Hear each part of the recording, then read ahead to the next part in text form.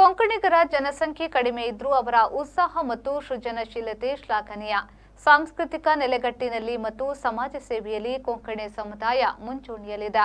ಹಲವು ದಾಖಲೆಗಳನ್ನು ಬರೆದ ಮಣ್ ಸೋಬಾಣ್ ಸಂಸ್ಥೆ ಈಗ 6,000 ಗಾಯಕರು ಮತ್ತು 5,000 ಹಾಡುಗಳಿಂದ ಹೊಸ ವಿಶ್ವ ದಾಖಲೆಯನ್ನು ರಚಿಸಲು ಸಜ್ಜಾಗಿದೆ.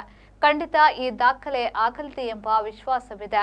ಸಾಧ್ಯವಾದಲ್ಲಿ ನಾನು ಕಾರ್ಯಕ್ರಮಕ್ಕೆ ಬರುವೆ ಎಂದು ಕರ್ನಾಟಕ ಸರ್ಕಾರದ ಆರೋಗ್ಯ ಮತ್ತು ಕುಟುಂಬ ಕಲ್ಯಾಣ ಸಚಿವರಾದ ದಿನೇಶ್ ಗುಂಡೂರಾವ್ ಹೇಳಿದರು.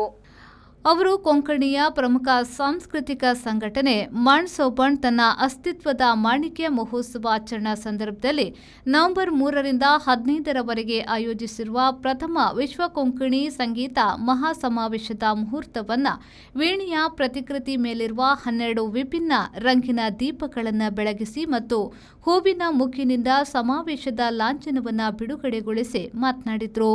ಗೌರವ ಅತಿಥಿ ವಿಧಾನ ಪರಿಷತ್ನ ಸದಸ್ಯ ಐವನ್ ಡಿಸೋಸಾ ಸಂಗೀತ ನಿರ್ದೇಶಕ ಜಾಲ್ ಪೆರೇರಾ ಅವರಿಗೆ ಸಂಗೀತ ಬೇಟನ್ ಹಸ್ತಾಂತರಿಸಿ ಮಾತನಾಡಿದರು.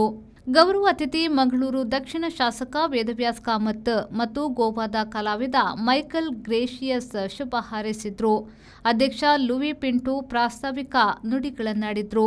ಗಾಯಕಿ ಜಾಯ್ಸ್ ಒಜಾರಿಯೋ ಅವರನ್ನು ಗೌರವಿಸಲಾಯಿತು. ವೇದಿಕೆಯಲ್ಲಿ ಮೆಸ್ಕಾಂ ಅಧ್ಯಕ್ಷ ಹರೀಶ್ ಕುಮಾರ್, ಸಂಘಟಕ ಸ್ಟ್ಯಾನಿ ಆಲ್ವಾರಿಸ್ ಮತ್ತು ಕಾರ್ಯದರ್ಶಿ ರೊನಾಲ್ಡ್ ಕ್ರಾಸ್ತಾ ಉಪಸ್ಥಿತರಿದ್ದರು. ರೈನರ್ ಸಿಕ್ವೇರಾ ನೇತೃತ್ವದಲ್ಲಿ ಸುಮೇಳ್ ತಂಡದಿಂದ ಗಾಯನ ನಡೆಯಿತು.